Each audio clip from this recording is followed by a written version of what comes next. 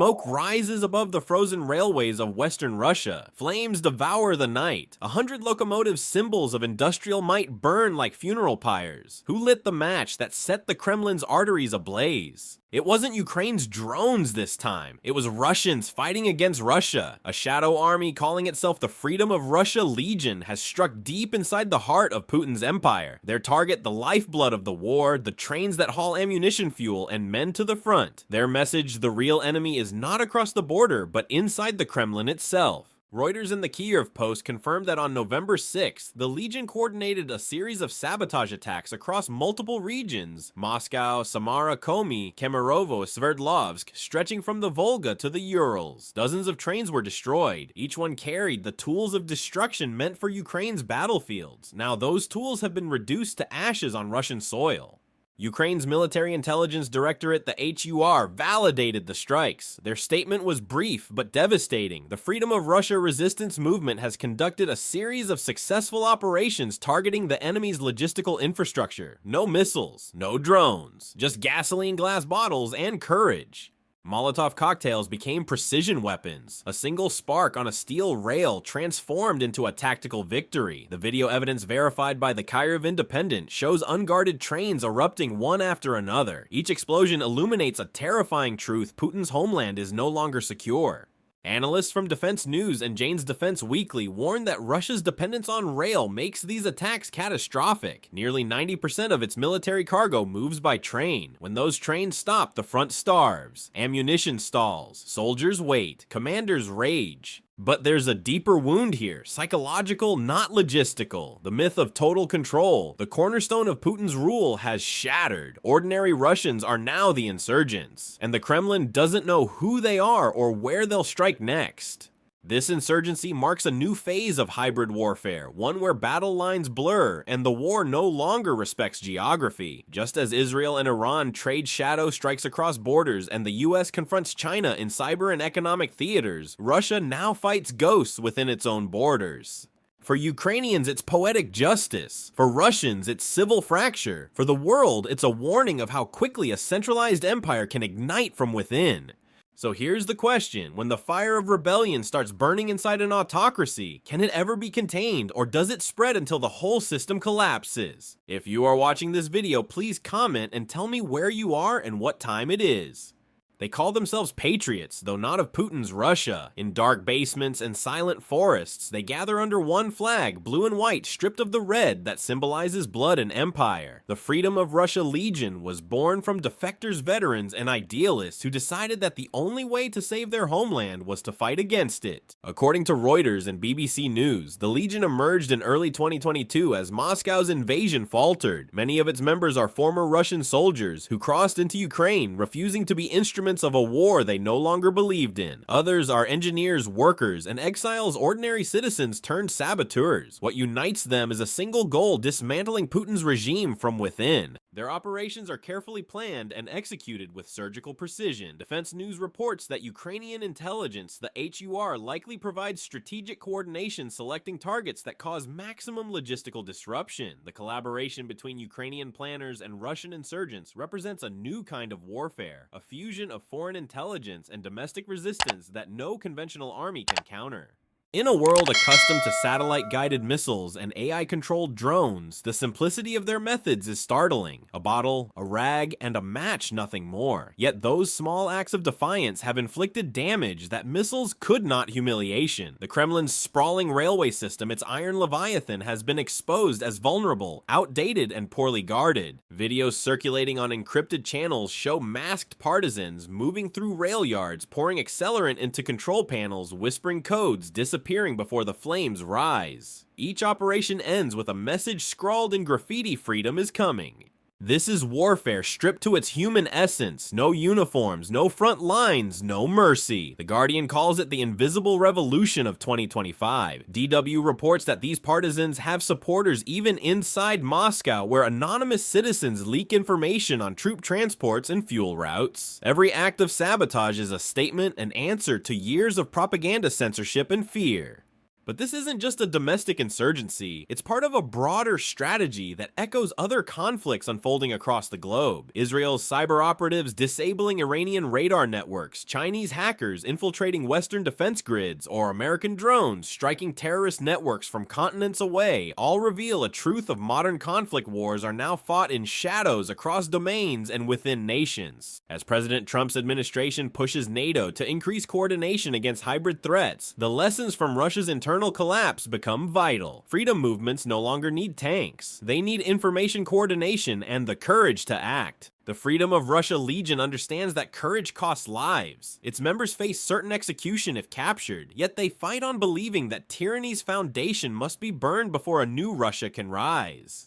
How long before this fire spreads beyond the rails into the cities, the ministry's the very heart of Putin's system? And when that happens, will Russia's shadow soldiers still be seen as traitors or as the first patriots of a free nation reborn? Russia's railways, once the pride of an empire, now lie in ruins. Charred locomotives litter the countryside. Smoldering steel stretches for miles across the frozen plains. The Freedom of Russia Legion didn't just torch trains, they struck at the spine of Russia's military power.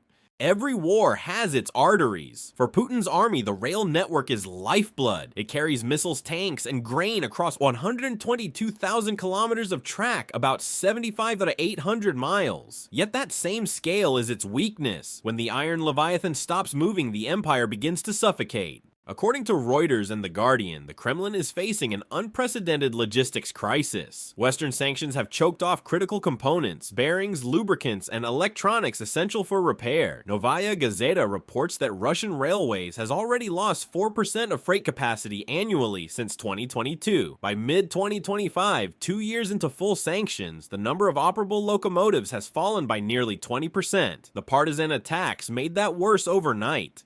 Defense News cites Russian railway sources admitting to crippling shortages of crews and engineers, over 3,000 missing operators, and 2,500 technicians. Mobilization drained the workforce. Burned locomotives cannot be replaced fast enough. Hundreds of thousands of freight cars now sit idle, rusting in depots. The consequences are military and civilian alike. Without functional trains, munitions crawl to the front lines by truck tripling delivery times. Grain exports from Siberia stall. Factories dependent on imported parts grind to a halt. Inflation rises. Patience falls. Every destroyed train widens the fracture between Russia's war effort and its economy. Strategically, it's a masterstroke. Ukraine's HUR and its allied partisans have turned Russia's greatest logistical advantage into its most fragile weakness. Analysts from Jane's Defense Weekly compare it to the allied bombing of Nazi rail networks during World War II, but this time the bombs came from within. The Kremlin's reaction has been desperate. Security services have deployed drones and armed patrols across major rail corridors. Yet sabotage continues. Each fire sparks another rumor, another panic. The Russian public sees the videos unfiltered, unstoppable, and realizes that even inside their vast homeland, nothing is truly secure. This vulnerability mirrors other crises in 2025. In the Middle East, Israel's ongoing strikes on Iranian logistics hubs demonstrate how precision sabotage cripples even the strongest supply chains. In the Pacific, U.S. intelligence monitors China's rail mobilization near its western borders, fearing a mirror of Moscow's rail-dependent war strategy. The world watches as logistics, the quiet art of movement, becomes the new battlefield. Under President Trump, Washington's National Security Council has emphasized infrastructure resilience as a matter of national defense, urging NATO allies to fortify transport and energy systems against hybrid attacks. Russia's collapse is now a living case study of what happens when such systems fail. Yet, amid the statistics lies the human cost. Train operators, ordinary men and women, find themselves labeled traitors, interrogated, imprisoned. Mechanics vanish overnight. Families in industrial towns lose livelihoods as depots close. The Iron Leviathan bleeds, and so do its people. For Putin, the question isn't just how to repair steel, it's how to repair faith. Once citizens learn that the state cannot protect even its trains, how long before they stop believing it can protect them at all? From the Baltic forest to the Pacific coast, Russia stretches wider than any empire in human history. Yet that vastness, once its shield, has become its curse. The same geography that broke Napoleon and Hitler now exposes every weakness of a state fighting on too many fronts abroad and within. According to DW and BBC News, Russian security forces have struggled to protect even a fraction of the 122,000 kilometers of railway that sustained the war. Each sabotage site becomes a symbol of futility, too far, too remote, too exposed. In a nation drained by war and sanctions, manpower is running out. The Ministry of Defense reportedly redeployed thousands of National Guard troops from occupied Ukraine to guard train lines inside Russia, but even that can't cover a territory spanning 11 time zones. Satellite imagery analyzed by Reuters in October 2025 revealed dozens of damaged rail depots and abandoned freight terminals. Putin's rail empire, once called the Iron Leviathan, now lies fractured, and the deeper irony, its immensity prevents defense. Ukraine's partisans understand this perfectly. The Freedom of Russia Legion, alongside the Artesh and Russian Volunteer Corps, has learned to exploit these gaps. While Russian bombers hunt Ukrainian drones in the skies, saboteurs crawl through unguarded depots on the ground. The Kremlin's colossal scale has become its enemy. Strategically, this echoes global patterns. In the Middle East, Israel faces the same dilemma: too many threats, too little territory to defend them all. In Asia, China's vast industrial sprawl presents countless soft targets for cyber sabotage. The United States, too, under President Trump's renewed Continental Shield program, has begun reinforcing domestic infrastructure against similar hybrid threats. The lesson is universal: the bigger the system, the weaker its joints. Jane's Defense Weekly notes that modern warfare no longer respects borders. Russia's enemies are not just foreign states, but invisible networks, data lines, and dissenting citizens. The Legion's firebombs are as much psychological as tactical. They turn citizens into doubters, workers into suspects, soldiers into paranoids. Every new act of sabotage forces Putin's security machine to look inward instead of outward, bleeding time and focus. Amid this chaos, the human toll deepens. Families in the industrial regions of Sverdlovsk and Samara wake to skies lit by their own burning trains. Freight workers fear the night shifts. Factory lines halt, leaving towns silent. Economists in The Guardian describe a creeping paralysis in Russia's logistics, an economy slowly freezing from within like veins turning to ice. And while the Kremlin blames foreign-backed extremists, ordinary Russians know the truth. These saboteurs speak their language. They are not invaders, they are neighbors. The war that began in Ukraine has crossed the border without tanks or missiles. It arrived through fear, rumor, and rebellion. Globally, defense ministries are watching. NATO analysts call Russia's unraveling a preview of future warfare where states collapse not through invasion but implosion. Information replaces artillery. Networks replace divisions. Trust once lost becomes impossible to rebuild. So the question grows sharper in the age of hybrid war: can any superpower truly defend itself from its own geography or from the doubts of its own people? It began with whispers in Belgorod, then fire in Samara. Now explosions echo from Yekaterinburg to Moscow's outskirts. Russia's rebellion is no longer theoretical, it's alive, growing, and impossible to contain. Inside Putin's empire, a new underground has taken form. The Freedom of Russia Legion, the Russian Volunteer Corps, the Siberian Battalion, and the partisan group Artesh have become the invisible enemy within. Newsweek and Reuters confirm that these groups coordinate loosely under Ukraine's strategic umbrella, though their roots are distinctly Russian. They are teachers, ex-soldiers, and engineers, ordinary people turned insurgents.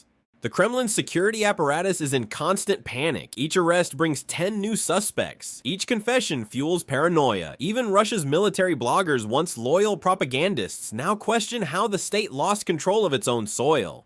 The memory of 2023 still haunts Moscow, the year Wagner mercenaries rebelled, marching on Rostov and threatening the capital. That insurrection, though, crushed, cracked the illusion of absolute power. Now the ghosts of Wagner have multiplied in silence. Instead of tanks, they carry torches. Instead of open revolt, they wage sabotage and subversion. Analysts from The Guardian describe it as a diffused civil war, a quiet implosion where loyalty can't be measured and fear is the only currency left. Even high-ranking officials whisper of betrayal. The FSB arrests officers weekly for leaking information. Generals vanish. Ministers resign under mysterious health reasons. Meanwhile, across the world, other powers take note. In Tehran, the Iranian Revolutionary Guard tightens its grip on internal dissent, fearing the same fate. In Beijing, China's Ministry of State Security expands surveillance over industrial zones after Western cyber attacks exposed vulnerabilities in their energy grid. In Washington, President Trump's Defense Council warns that the 21st century battlefield is not the border, it's the bloodstream.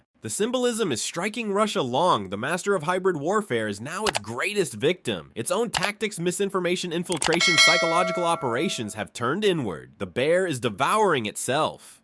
But beyond geopolitics, the rebellion has faces. Mothers of conscripts whisper prayers for sons who never returned. Railway workers caught aiding partisans disappear overnight. Civilians in border towns hear explosions and wonder if they are still part of the same country. In DW interviews, defectors speak of fighting not for Ukraine, but for a Russia that must be reborn.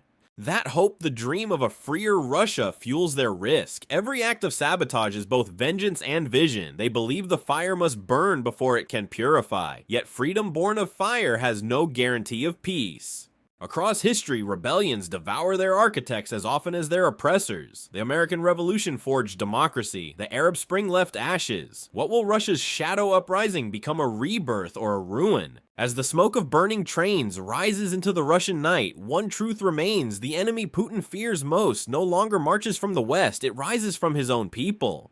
So the world watches and asks if an empire begins to collapse from within. Who, if anyone, dares to stop it? In the echoing corridors of the Kremlin, silence now feels like fear. Putin's once unshakable circle has thinned its members, glancing over their shoulders more than toward the front. His speeches are defiant, his tone brittle. Every explosion on a railway line reverberates through Moscow's marble halls like an accusation the empire is crumbling from within. Reuters reports that the Kremlin has launched sweeping purges inside the FSB and the Ministry of Defense, accusing officials of negligence and disloyalty. The Guardian calls it the most intense wave of internal repression since the Stalin era. Generals are replaced overnight. Governors are summoned, interrogated, and publicly humiliated. Each move projects control, yet each one exposes the same truth: control is slipping away. For 2 decades, Putin's rule was built on predictability, fear, managed through power descent, contained by spectacle. Now both instruments are failing. The Freedom of Russia Legion and its allied movements have shattered the illusion that Russia's stability was eternal. No amount of censorship can hide the sight of its burning trains or the whisper that Moscow is next. Economically, DW reports that Western sanctions and war fatigue have combined into a slow, strangling collapse. Factories operate at half capacity. Inflation spikes in rural regions. Pension funds shrink while defense spending consumes the nation's budget. The Kremlin blames NATO, but even loyal citizens whisper that the enemy is closer, perhaps in the office next door. In Washington, President Trump's administration views this fracture as both opportunity and risk. America's strategic prestige surges as NATO's deterrence posture strengthens in Eastern Europe. Yet U.S. intelligence agencies warn a destabilized Russia could mean nuclear uncertainty, rogue generals, or uncontrolled proxy warfare spilling into Europe or Asia. The West must balance deterrence with restraint, a tightrope between victory and chaos. Globally, parallels multiply. In Tehran, the regime faces protests over military spending amid economic despair. In Beijing, surveillance expands as internal dissent flickers. Every autocracy fears the same contagion collapse from within. The Russian example shows how power can die not with invasion, but with disillusion. But behind geopolitics are the people, ordinary Russians, who have stopped believing the Kremlin's promises. The engineer who torched a train in Samara, the mother whose son died in Donetsk and now speaks of justice, not revenge, the student in Moscow who paints Svoboda on a frozen wall at midnight. These are not soldiers, they are witnesses to a regime losing its grip on history. As Al Jazeera notes, the war that was meant to define Putin's legacy may instead define his downfall. What began as a campaign to resurrect empire now exposes the limits of absolute rule in the digital age, where truth leaks faster than lies and rebellion moves at the speed of a telegram post. So the throne trembles and the world waits. Will Russia's leader crush dissent through fear once more, or will he drown in the fire his own system ignited? The question echoes beyond Moscow to every capital where power hardens and freedom fades. When the fortress begins to burn from the inside, who dares to open the gates before it collapses completely? The Freedom of Russia Legion's sabotage campaign marks a turning point in Moscow's failing war. Once symbols of industrial might, Russia's locomotives now smolder across a fractured empire. What began as Ukraine's defensive struggle has evolved into a shadow war waged inside Russia itself, exposing the limits of state control and the fragility of authoritarian power. Putin's reliance on rail, the iron leviathan, has become his undoing. Sanctions, sabotage, and manpower shortages cripple both economy and morale. Rebellion spreads through silent networks of ex-soldiers, workers, and defectors. Each act of defiance deepens paranoia, forcing the Kremlin inward. Globally, this moment resonates with other fault lines, Israel and Iran's shadow conflict, US-China's hybrid rivalry, and the worldwide tension between control and freedom. Under President Trump, Washington's allies study Russia's collapse as a lesson in modern instability, how empires fall not from invasion, but implosion. The fire inside Russia has already started. The question now is not whether it can be stopped, but how far the flames will spread.